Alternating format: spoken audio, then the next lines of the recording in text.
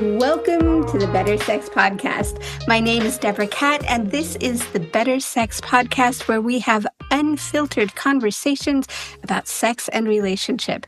These conversations are frank and sometimes a bit on the raw side of things. So please listen with care. I truly believe that a sexy world helps to create a safer world. So if you want to do your part to help create a safe and sexy world, please hit like, subscribe, leave a comment wherever you get your podcasts.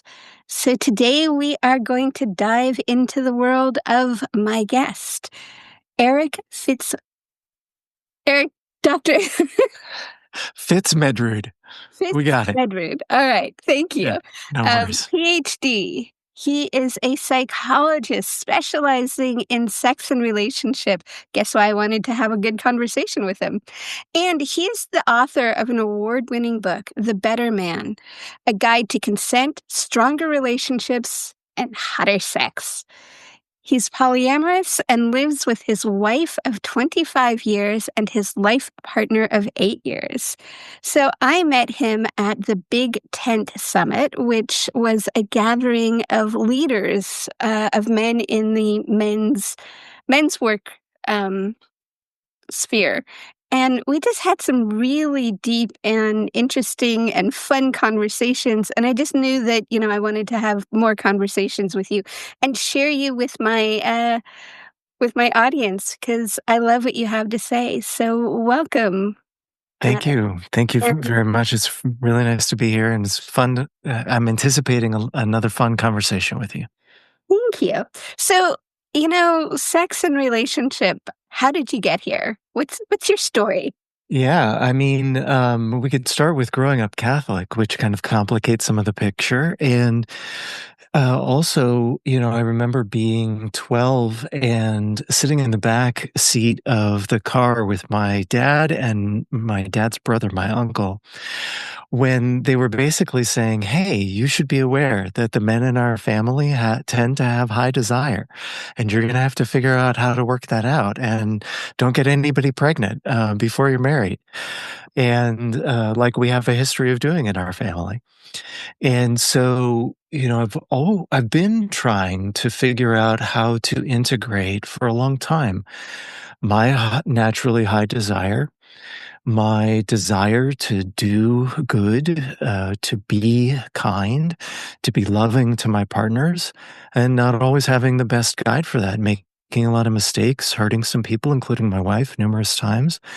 And so, like a lot of psychologists, a lot of my early studies got pointed toward me search. Let me figure out how I messed up and how I can get more in integrity. And it has led very naturally to me working with men with some of the same issues that I've had and others, trying to figure out how to integrate the strong currents that sometimes come with being male and sexual, with some of the complicated messages that we get about, on the one hand, be a good man and don't hurt anybody and don't do anything bad, but also men are dogs, men are pigs. And how do we figure out how to kind of weave those messages into a whole sexual identity? Thank you. And yes, that is a very complicated question. I'm curious, when you talk about that's such an interesting family lineage to live into. Yeah. And I'm curious, like, how, in terms of watching you navigate your life, have the other men in your family learned or complicated or? Oh, that's interesting. I don't know to the degree that the generation above me, for example, would say. I don't know that I would say that they've learned from me. I would say that I got very good fact-based sex education from them at age-appropriate times that developed with me. And that really helped me to be set on a better path. Those frank discussions really helped me to have just a better relationship with sex and sexuality, because what was modeled for me, even though it was very difficult for them at certain levels, was that we can talk about this stuff. Mm. So I can definitely say I learned from them. I don't know how much the water has flowed back in the other direction. I love that what you're saying is that the conversations were hard and they were willing to have them anyway. Yeah. What are you seeing in terms of hard conversations around sex ed, out in the world? I guess the question is really what are the miseducation pieces that you see?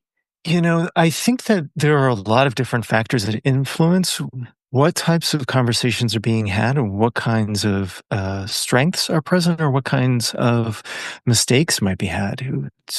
Culture influences a lot, religious background, conservative culture, conversations and mistakes are different than liberal culture conversations and mistakes.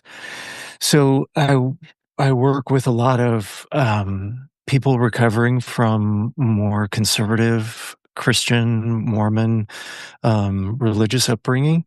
And a lot of the conversations that are strengths in those conversations is how to treat people Mhm. and how to be a good person around sexuality. And a lot of the mistakes are not providing enough fact based education and using a lot of shame to motivate the good behavior and trying to eliminate or control behavior that otherwise might be normal or healthy. For a lot of the more liberal or educated communities, some of the mistakes can be in an attempt to offer information, offering some information too early or before the child has asked for it. And sometimes assuming that, handing a child a book is enough instead of trying to respond and really engage with questions. And the other thing that I would see is that sometimes, um, this might be true for a lot of different people in a lot of different circumstances, not really being aware of how much adult material can be accessed online at younger ages before children are really ready to receive it. I think that's something that parents really need to be aware of, at least to be very conscious of. Can you say a little bit more about that? Yeah, I mean, I think that there are a number of different parenting philosophies around it that we might debate. But I know that,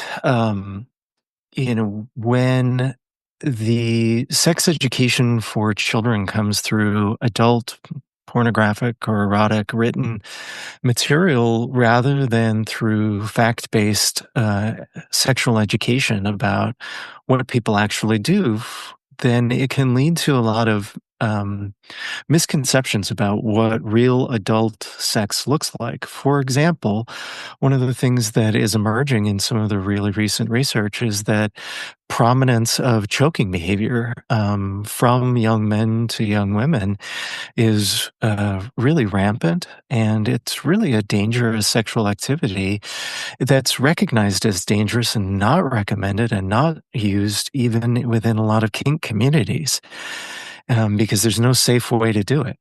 Mhm. But pornography and especially a lot of amateur pornographic material includes a lot of choking behavior. And so young men who haven't been educated about fact based sexual behavior can sometimes get false impressions from pornography that the performance of pornography is real behavior.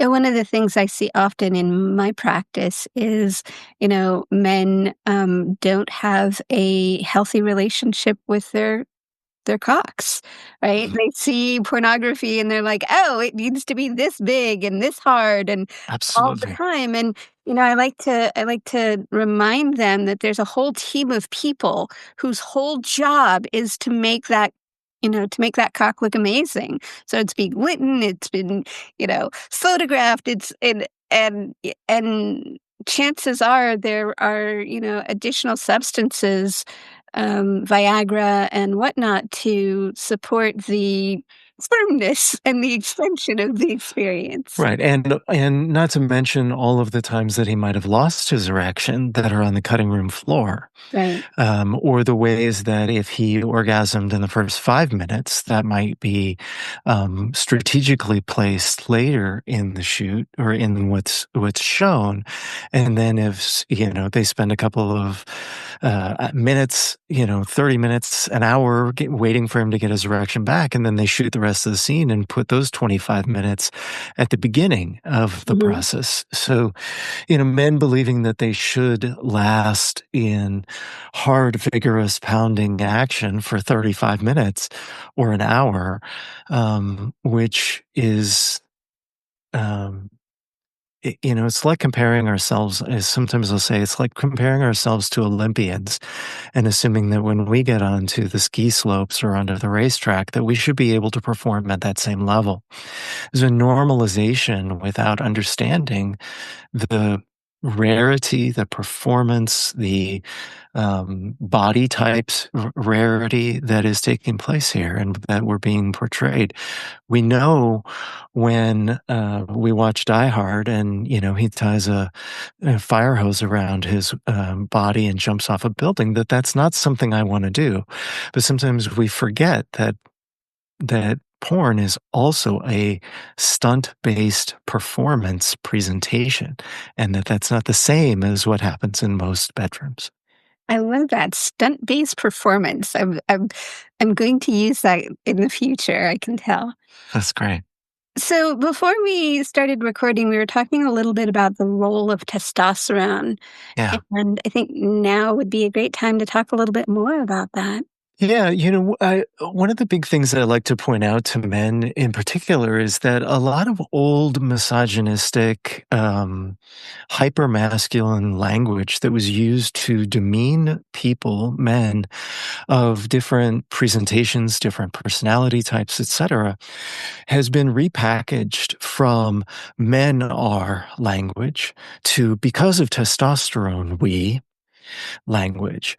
And so it's really important to recognize that a lot of the things that are put out about testosterone are currently myths. They're old repackaged myths of men and masculinity that now blame testosterone for how we are. It's just that way. It's just our testosterone. For example, there's a myth that men are just more violent or just have more desire, and that's because of our testosterone. One of the things that I found when I did the research for my book is that there are some male and female differences based on violence, but those differences can be found through taking a look at trauma. Mm. That childhood trauma, even when it's similar for a male and a female population, tends in a male population to result in more violent criminal offense later in life. That doesn't mean that men are more violent. It means that men who have been traumatized tend to be more violent than women who have been traumatized in similar ways. So to me, that allows us to take a look at, yeah, there may be a testosterone-based difference here, but we can conceptualize that as the effect of how testosterone changes how we metabolize trauma. And that then if we take a look at that, it's like, oh, when we've experienced this trauma, we're mobilized to become protectors and defenders, but we're also at significant risk of perpetuating trauma into the next generation. So all the more imperative for us men that we take a look at, identify our traumas, and heal them. There are a lot of others, including I really caution men about the testosterone clinics that are out there that, really want to listen about your current levels of desire for your partner, your erectile strength, and then give you testosterone supplementation. The risks of testosterone supplementation, when not done well and skillfully by less trained medical professionals, can include things like testicular atrophy, a reduction of your body's natural testosterone production, and you will probably experience an increase in sexual desire for the short term. Mhm. But the long-term studies show that after a little bump from testosterone supplementation, most men experience a return to the pre-supplementation desire levels. So what are you doing? Like, you're tampering with a very delicate system. And much more often, the reasons that men lose desire have to do with mental health experiences like depression Hmm. or relationship problems like partners who are abusive, shaming of his sexual performance, or a lack of a connection between the sex that he's experiencing and the things that turn him on. And so men will sometimes try to bypass those more difficult relational, life stage, mental health conversations. Hey, if I can just go get a little testosterone supplementation, that bypasses all of that.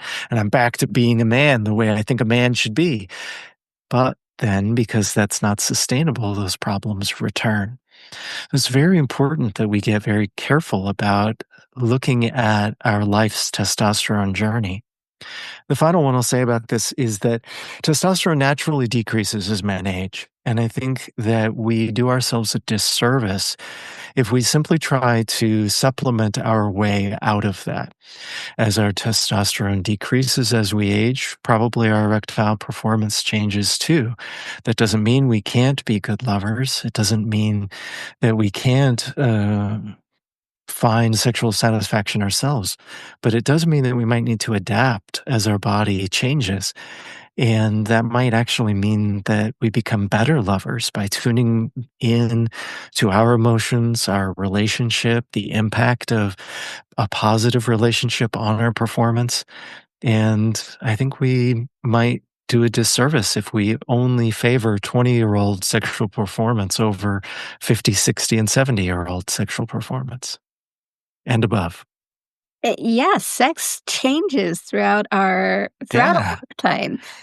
And I think it's a really, I know that some of the couples that I work with trying to figure out, like, oh, we need a new position or we need, a new fantasy to play with, or maybe we actually need to talk about the things that we haven't talked about for a while. Yeah, or new goals. Maybe orgasm isn't the goal anymore. Maybe we're celebrating our bodies and experiencing pleasure, but it doesn't have that big peak firework experience, but we still might be able to find ways of finding satisfaction. I love that.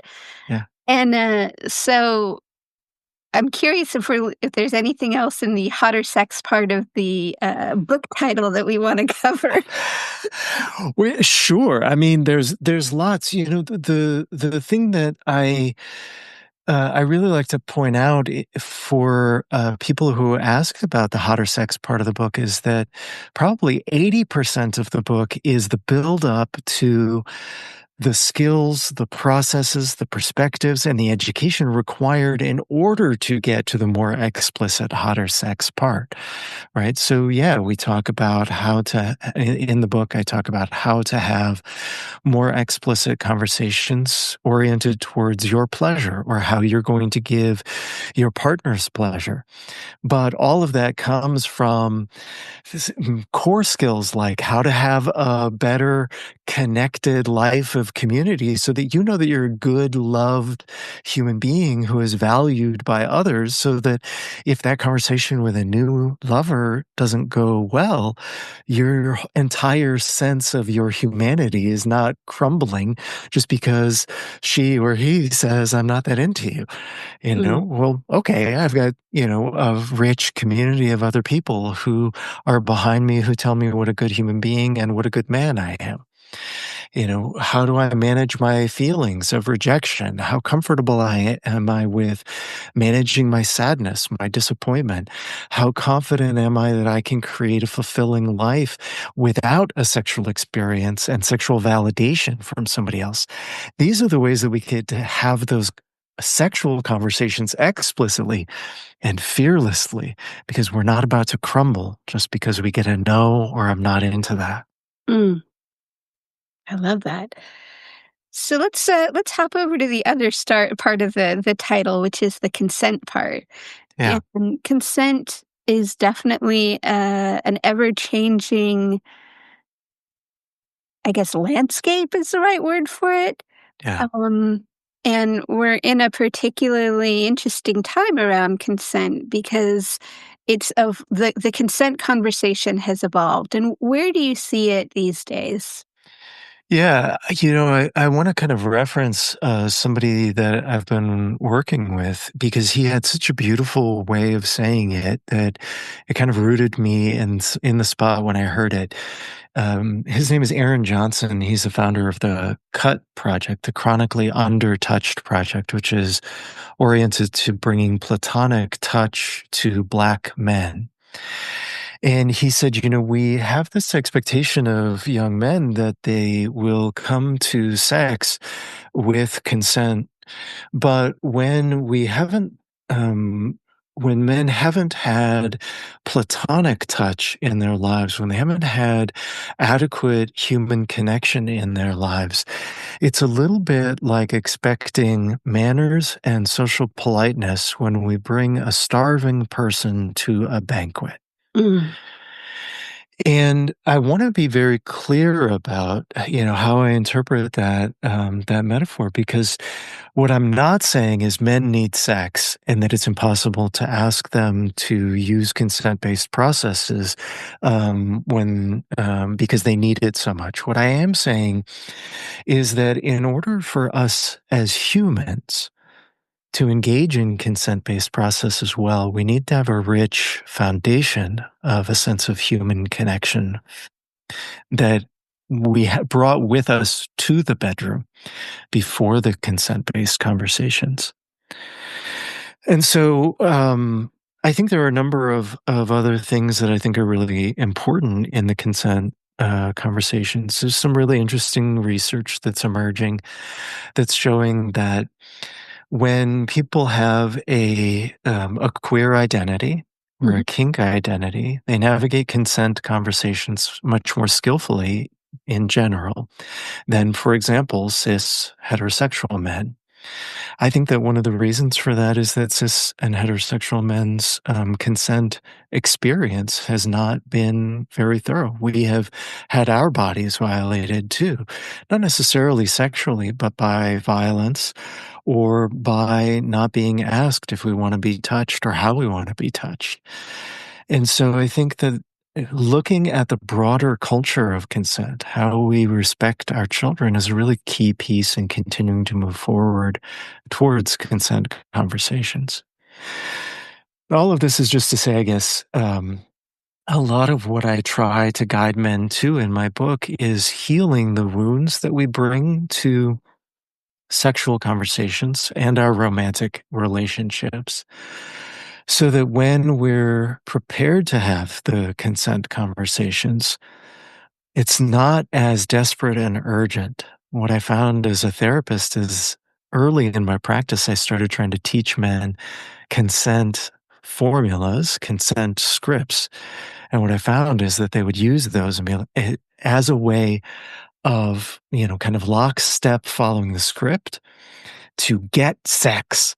Mhm. And they weren't very skillful in really tuning into the partner, but really tuning into yourself, really tuning into your partner, the things that make a good, rich consent conversation, including the one that can be updated and modified, comes from an emotional and a relational balance that happens before you ever get into that consent conversation.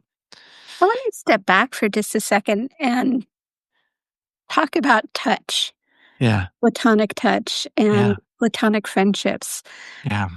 And really, those two things are so important, and not only for male-bodied folks, but for, female-bodied folks, and just across the board, how important touch is, Mhm. and some of the possibilities that for touch without a partner, without a designated partner.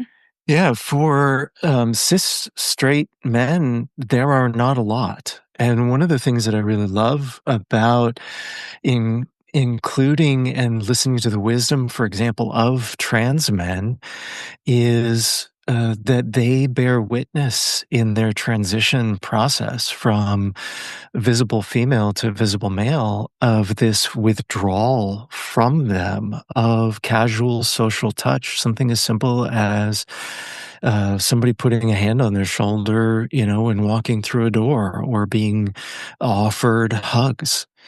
And I think that it's a really key component to why men have such difficulty.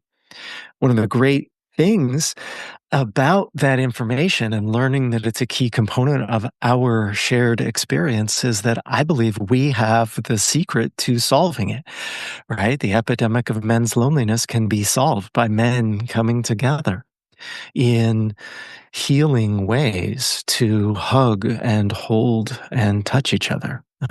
It's something that we can experience if we just begin talking about the fears that a hand on my back when I'm sad will be misinterpreted as some kind of erotic overture, or that it will be misconstrued, something that we can uh, make less fearful if we include gay and bisexual men in our communities of men. If it's safe for them to be here, then it's safe for cis straight men to touch each other too. Because there's no fear anymore that I might be misinterpreted. Mm-hmm. Because even if I was misinterpreted, it would be safe for me here. So, yeah, I just think it's really key for men to come together and begin offering platonic, loving touch to each other to solve some of these problems. And a lot of what we've been talking about without naming is sort of the man box. Mm-hmm. The very strict rules and regulations that men have to live by. Yeah. And, we often talk about that for women, right? Mm-hmm. The expectations and how outrageous they are, and how, we're asking ourselves to be everything. Yeah. And and we do the same with men.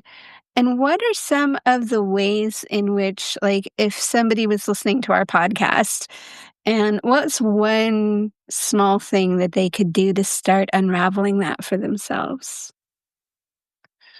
For men, I think one of the biggest things is to begin to admit to other men where you deviate from the man box. So, uh, to talk about that openly and vulnerably. I've been sad. I've been down. I've had mental health problems. I'm not that into sports. I like to do art. I like to dance. I like to sing. There's so many things that man box, I think it just gets progressively smaller in some ways with every generation. And it's really valuable to look back at models of manhood from prior generations. Men used to be celebrated for being poets. Women had difficulty getting into poetry because it was a male dominated field. And women weren't taken seriously. I'm not trying to suggest that women shouldn't be taken seriously, but just that men can be poets, men can be artists, men can have deep emotional feeling. We have always been this way, and any other story about us is a lie. So if we begin sharing that with other men, shaking off any attempts to put us back in the box, like, oh, what am I, your therapist now? Or, oh, am I your girlfriend now? You're going to tell me about that stuff? No, like, we need to talk about this. This is how we address the fact that male suicide rate is 4 times higher than women's. This is how we address the male mental health issues. This is how we begin solving our loneliness. Don't do that to me when I get this vulnerable. And if he keeps doing it, maybe you need to look for other men who are going to let you and celebrate you breaking out of the man box. And he's going to follow you out of it, holding your hand and thanking you for breaking your friendship out of it. I'm going to shift things up just a little bit. Yeah, great. So, I'm curious in terms of the way of dating and relationship. Yeah. Like, how are you seeing, if you were to say that the state of dating and relationship from where, you sit, what are you seeing these days? Oh, um, I think that there was a great promise in dating apps. And unfortunately, I think that they have stopped working for us in the best ways. They've become, especially speaking in the heterosexual dating world. Um, I think that some cognitive bias has begun emerging because women experience so many messages that they end up very disgusted by men more broadly. So there's a cognitive bias that comes when there's an overabundance of options that creates an extreme selectivity. This is a human cognitive bias, but we can witness it in the female population in when dating heterosexually on apps.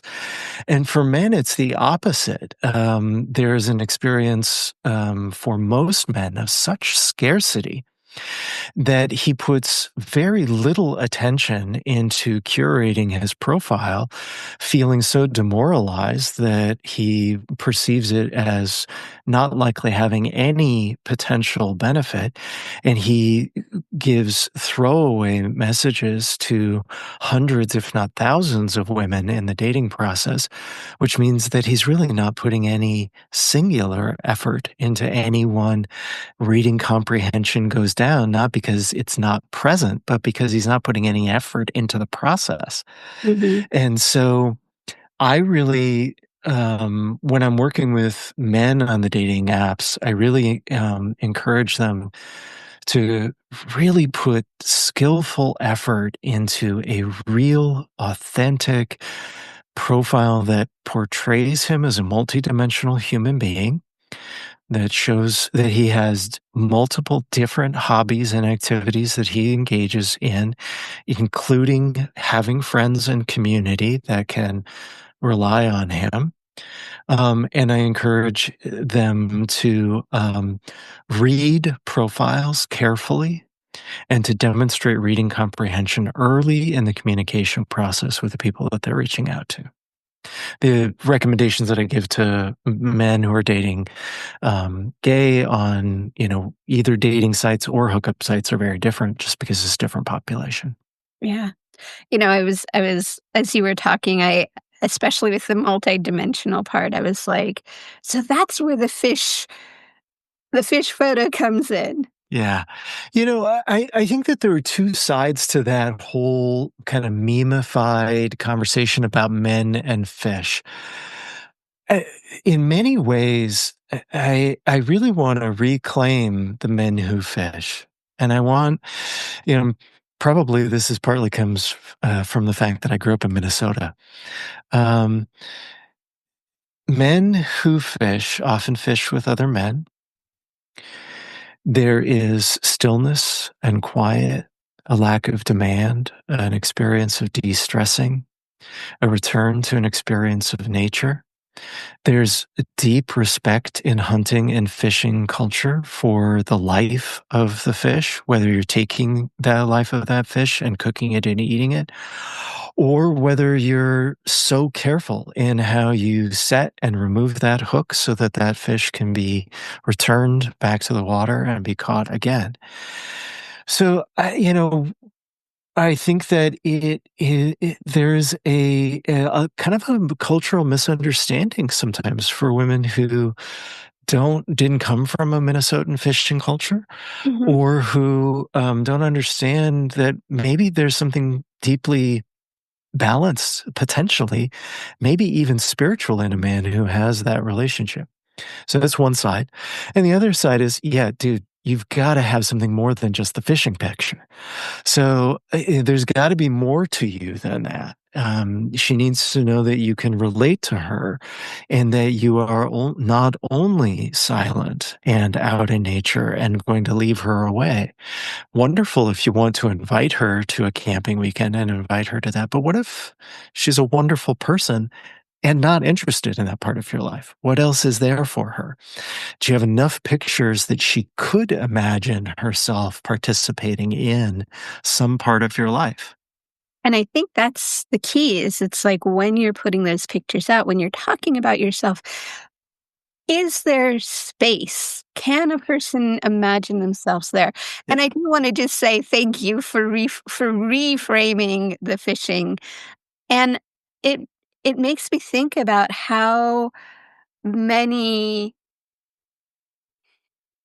it, not negative exactly, but sort of diminished images and memes we have about men. I think often about like many of the TV shows that I grew up with, which were, had the beautiful, incredibly adept woman partnered to a guy that didn't seem to, you know, balance her out. And we never got to see why she chose him. Mhm. Right, because it's like I often see couples and I'm like, "Huh, I wonder," and for me, it's like, I wonder what his superpower is that she would choose him, or I wonder what her superpower is that he Yeah. would choose them, but we just don't see that we don't see it in media these days. I would actually disagree with that a little bit. Good. Yeah, so just gently, partly because I hear this lament, especially from more radicalized men, that the only portrayals of male relationship is the buffoon. And I really think that that's an extremely selective view. So, for one thing, we should take a look at and just recognize that the male buffoon has been here for a very long time. Charlie Chaplin did this in the 20s in the silent films. Like the male buffoon that we and clown is a trope that has been here for a very long time. And I don't think it's going anywhere. The hyper competent and hyper successful male, is portrayed in a show like Suits, has been here for a very long time also. And it's not like that's the only portrayal that's out there. And increasingly in a Ted Lasso, Mhm. or I'm forgetting the name of the other show that the therapy show that came out. The main characters, Harrison Ford, was a therapist mentor. I'm Um, sorry, I'm not that. yeah. Somebody is, it's going to be all over your show notes. People are going to put lots of comments in the show notes because they're going to recognize the name um, of the show, and I'm not drawing it up, but it's very recent. Mhm. And increasingly, we are getting depictions of men who are relationally, romantically, um, and familially competent, or at least an arc of increasing competence throughout the arc of the show. And they are cherished and loved. And so I think the question that I have in this broad social media landscape is if the only thing you see is the male buffoon, why aren't you looking at what else is there? Why are you fixating on this, what you find to be a negative and what you Mhm. can't experience as humorous? Because there are other things out there. Well, I love that, and I've heard much about, Ted Lasso. Yeah, So and please, if you do know who we're talking about, Harrison Ford, the therapist, do put it in the comments. yeah, We wanna know. yeah. And I just as th we're starting to evolve, I think we're there are places where relationally we are evolving and becoming better at cherishing our partner's strengths and having them lead when that's the strength or, Yeah. ask for help when it's not the strength. And I think I'm really hopeful in the work that I'm doing with couples because I'm seeing more and more of that. And I'm curious, like, what are you seeing with your couples? Yeah, I think that there's an increasing team-oriented approach that we recognize that we come together that to complement one another. I think that it's beginning to undermine some of the gender-based resentment narratives of I always do this and you never give me credit for that kind of stuff. We come into our relationships with different skills and different capacities. And, maybe one of the gifts that a man brings to his relationship is high desire. And how can he bring that gift, for example, in a way that is skillful leadership without creating pressure for his partner of any gender? Maybe a woman brings to her family higher income. And how can that be recognized and celebrated and supported while he acknowledges, hey, my career probably is not going to earn me as much. I need to be the dad on call so that her career can continue to advance. And how can I lean into a new model of, manhood and parenting that allows me to be celebrated for that and not minimized? I really think that there's an opportunity here for people to look at our specific skills instead of our gender roles, using queer relationship as one model where we actually have to talk about these things instead of assuming anything about each other. Mhm. Um, so that we bring our best skills and so that when the gap is too great, we know that we need to step up our great game and join and develop our way of doing this thing, which is going to be different. Something that I often recommend for male female couples that are kind of fitting into some traditional gender roles around parenting Mhm. is she needs to go away from the house and give him time to develop his way of being a skillful parent. And that does mean including taking care of the house while she's gone so that she doesn't come home to, steaming piles of hot mess in the kitchen and clothes all over everywhere in other parts of the room. Maybe that uses playfulness. Maybe that means he's taking the kids out to the park more. Maybe that means he has a different style for this.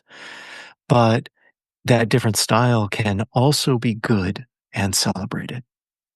Yeah, and celebrated in terms of, like, when he does take them out to the park and they come back filthy or Yes, yes. looking Eh, at that as like, "Oh, you guys had fun," versus the, like, "Oh my god, there's more laundry." Yep, and can he pre-treat those stains, and can he give those kids a bath? Because the downtime that she might experience if she's a primary caregiver or just working and child doing, childcare and some home care during the rest of the week, the ease that she brings back from that time, if he can pre-treat those stains and get those kids in the bath, might mean that her open capacity for sexual availability might meet a little bit of his, declined energy into some sweet, maybe starting non-sexual time, maybe sexual time later that day, that week, sometime, because they're in it together. Mhm. And so it just creates that feeling of partnership. That's a very different foundation. I'm curious, so I often see that resentment is not just an ender for sexuality, but it can be an ender for relationships in general, Yeah. and I'm curious how you work with that. Oh, that's great. This is one of my favorite questions and topics to talk about because resentment is it's a major factor in relationships. So I'm going to talk about the two types of resentment, and the first one I'm going to talk about is the one that I witness far and away more often than the second. So I like to talk about resentment as anger that I have about how you treat me when I didn't hold the boundary about how I want to be treated. So I didn't hold a boundary about how I want to be treated, but now I'm angry at you for violating my boundaries or for not treating me the way that I want to be treated, right? High standard, low standard there. And so consistently with a person that is experiencing embittering resentment, I really want to gently bring some responsibility back to how did you get here? Mm-hmm. When did you start giving up this high standard that you have about how you want to be treated, or letting the low bar about how you don't want to be treated get violated?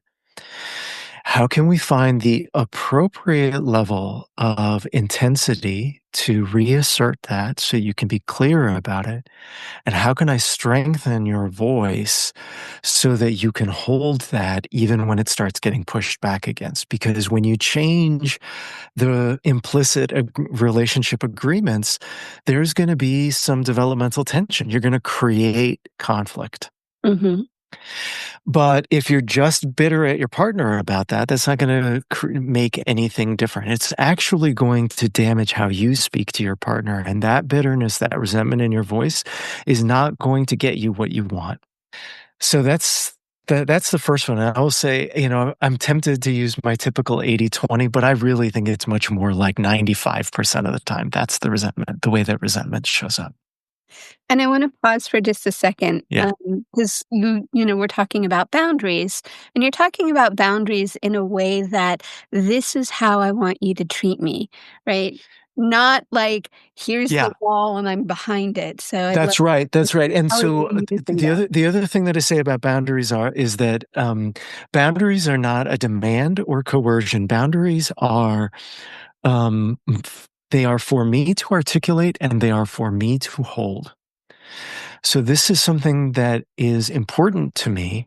It's important to me enough that I'm going to call it a boundary. That is that there are consequences if I don't have this experience. Mhm. Not in a coercive way, but if I don't get it, here's what I'm going to do to better protect myself from behavior that I don't want to experience. Or here's what I'm going to do in our relationship to create constructive conflict to let you know that this is something I really need in my relationship.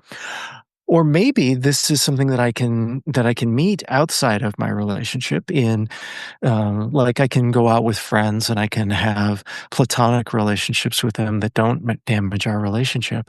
But that means I'm going to be withdrawing from you, and that's going to affect my relationship satisfaction with you. And I'm just going to let you know that that will be unsustainable and will eventually damage our relationship. That is a clear communication of unsustainability. It's not a threat, Mhm. right? It's very important to distinguish that. Yeah. Thank you. And Can so I talk about the second type of yes, resentment? The second please. type of resentment is when I have been explicit about my high bar that I want in the relationship or the low bar that I don't want crossed. And maybe with a lot of self awareness and consciousness for different reasons at different times, I have taken on more of the responsibility for that relationship aspect or for that goal. For example, right, if my partner goes through a mental health experience or experiences um, an illness, I might take that on and I might consciously allow that bar to be shifted. And then I look for and hope for the time that it comes back. And if it doesn't, I might find myself some deep years into a relationship where I'm holding something that we both said was important to us, but I now recognize you're not participating anymore. Mm. And my resentment is what happened to your commitment to this part of our contract? But you'll note, right, that's a very different energy.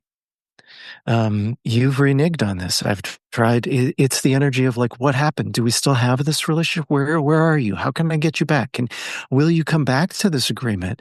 It's still important to me, and I'm angry at you. I'm resentful of the fact that we committed to this, and you opted out at some point, not just temporarily in illness or mental health, but I haven't been able to call you back to it. Yeah, so it feels like the energy of curiosity versus the energy of shame or the energy of blame. Yeah, I would also maybe add that it's the energy of curiosity, but also accountability. This is Mm. not going to be okay. And Mhm. so we have to have a conversation about it. And so with both of these examples, you gave a very calm and Yeah. thoughtful demeanor. So how does one what are some of the things that people can do so that I mean, I know this is a mistake that I have made more than once where I've come in, I've known what I wanted to say, but I've just blasted my partner because the charge is still there.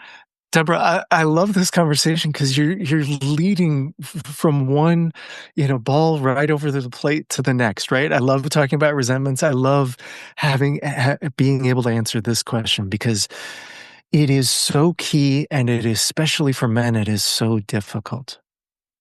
I think that the key difference between me coming in hot with that resentment, with that dysregulated to being able to come in with that calm is two pieces. The first is I have to be able to grieve. Mm, I have to be able to move my own sadness. If I can grieve that there's a difference between the life that I wanted, the relationship I wanted, the sex that I wanted, and the way that I am experiencing this, and especially if through that grief I can normalize that this is a part of the human experience, it is anticipatable that life will not live up to my expectations, but it is also anticipatable that I will need to grieve that when it happens. So that is key, and a lot of male attempts at control, a lot of male movement toward anger or sexual pressure is an attempt to bounce away from my opportunity for grief because I don't know how to handle it. I mhm, don't know how to cry. Who's going to hold me? How do I shed tears for this challenge that I'm facing? If I don't have a model for that, if I don't have a place for that, if I don't have people who can hold me in that, then it really begins to feel overwhelming and impossible. And then I need and I demand things from you in order to avoid the intolerable. But grief is tolerable. So I mhm, need to keep returning back to it as a ground to regulate my other impulses to anger, resentment, bitterness. So grief is one. mhm, And the second is that I really need to take personal responsibility for my choices that got me here. mhm, This is really tough. mhm. Yes, it is. I picked this partner. I stayed with them. I've stayed here for this long. Mhm, I will sometimes ask people, when was the first time that you saw, even in retrospect, an indicator that the problems that you're experiencing in your relationship now might be a part of this relationship? I'm so curious because I have this story that the thing that often brings us together, like that spark that that person has, Yeah. like with my own partner, his ability to say no to me, Yeah. um, is something that in the beginning I thought was super hot and super This, like, "I like this." yeah. Now, Yeah. it's not as hot as it once was, and I notice that there are definitely times when I have to take that step back and be like, you know, "This makes perfect sense to me, and this is not the end of the sentence. If he really loved me, he would dot, dot, dot," because I That's think right. for me personally, that is the poison that is that poison thing that jumps back into my head from time to time. From my lenses, you are super dialed in. I always ask my couples in the first session, about midway through, how did you meet and fall in love? And the first half of the session was, what are the problems you need help with? And then I asked that question at about minute 25, 30, somewhere in there. And there is almost always what I call this photographic negative, right? The things that drew them together are almost always the things that they're in my office complaining about. Mm. right? She was so spontaneous and fun and lively, and I never knew what to expect. It was so engaging. And what she's complaining about is that he doesn't make plans, he doesn't think it ahead, he's not, planning for retirement, whatever. Same personality trait at a Mhm. fundamental level, Yeah. right? Uh, People are drawn together because, well, they were so intelligent and analytical. What's the problem? Well, he's critical of everything and always looking at everything from the negative. He's not emotionally available. Well, you picked that person. Now, that doesn't mean that you have to tolerate that, right? It doesn't mean that you can't ask for or even insist that your partner grow and take on some of the characteristics maybe that they fell in love with you for. But it does mean that it's a very just different conversation, right? I'm no longer embittered at you for being the way that you are. Now I'm expressing love for you and inviting you to balance this out. And I really want for you to accept my leadership in this aspect of our relationship. Mhm. I love your spontaneity, but can I also plan for this? And will you follow my lead? I love your analytical nature. I do need you to stop criticizing me. And I'd love it if you could develop the skills for a little bit more emotional attunement. That's really important for me. It's just a very different conversation. It helps cut the bitterness and the resentment out. Oh, good. So we are getting towards the end of our time. It just zipped by. And I just want to take a moment, and if there's one thing that you want people to get out of our time together, there's so many incredible nuggets along the way, but if there's just one thing that you want somebody to walk away from, what might that be? The best way to be a good lover, the best way to be a good partner is to develop your skills to be a good human being. Mm, mm, so good. All right. So where can people find you? I'm available on most social media. I haven't been as active recently, but I'm going to be soon at Dr. Eric Fitz. So I'm on Instagram, LinkedIn, Facebook at Dr. Eric Fitz. And you can also find my website, drericfitz.com. That's DRERICFITZ.com. And of course, everything will be in the show notes. And please comment if you know what show we were trying to remember. So, and before we go, I just want to give you an opportunity to say a little bit more. I mean, we've talked about different aspects of your book, but I'd just love you to talk a little bit about your book.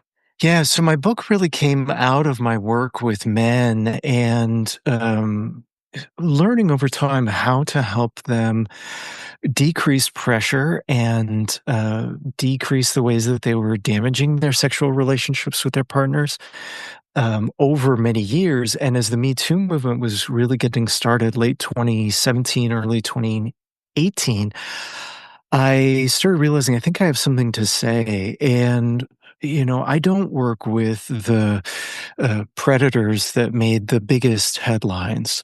I work with men who might realize, like, oh, I'm creating an experience of pressure, or I violated consent, but I don't want to. That's horrific for me. I'm not that kind of person. I don't want to be that kind of person. And so I wrote my book for men who find themselves often the high desire partner or in these kinds of situations. And it's really a long arc through our pain at the internalized wounds we've experienced through being socialized as men into improving our education around sex and relationships, up to developing our skills to have better mental health and better relational health that is non-romantic and non-sexual, up to the consent conversations, including very concrete tools for how to have those conversations before, during, and after in a way that I hope men makes better lovers. One of my favorite comments from a woman who read my book was, I would have a lot more sex with a lot more men if they would just read your book.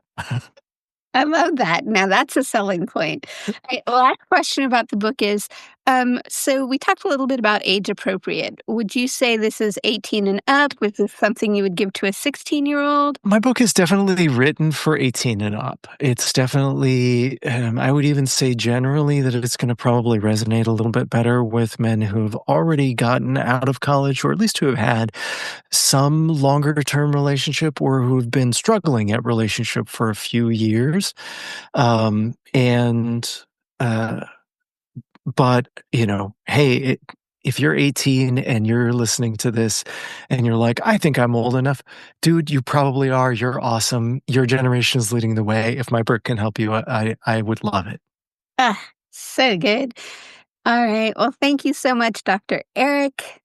Again, please find him on all of the socials. He'll be back and more active apparently very soon. And if you know somebody who this conversation can help, please share it with them because you're helping us bring more love and better sex to the world. And on that note, please subscribe, like, comment, and help us to make a better and sexier world. And on that note, bye for now.